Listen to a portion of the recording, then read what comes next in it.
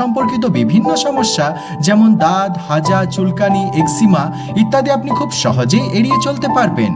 ওজন কমাতে চাইলে প্রতিদিন সকালে 1 গ্লাস গরম জলে 10 ফোঁটা কাগজিলেবু রস এবং 1 চামচ মধু মিশিয়ে খান।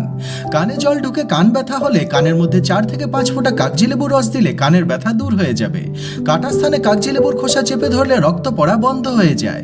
কিডনিকে সুস্থ রাখতে এবং বহুমূত্র রোগ সারাতে কাগজিলেবুর রস অত্যন্ত উপকারী।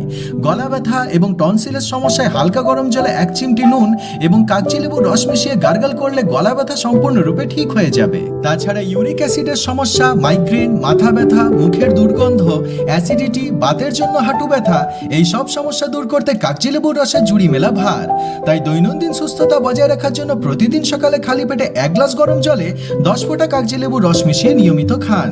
দেখবেন আপনার এই সব সমস্যা দূর হয়ে যাবে। ভিডিওটি কেমন লাগলো কমেন্ট করে অবশ্যই জানাবেন। ভালো লাগলে শেয়ার করতে ভুলবেন না এবং এই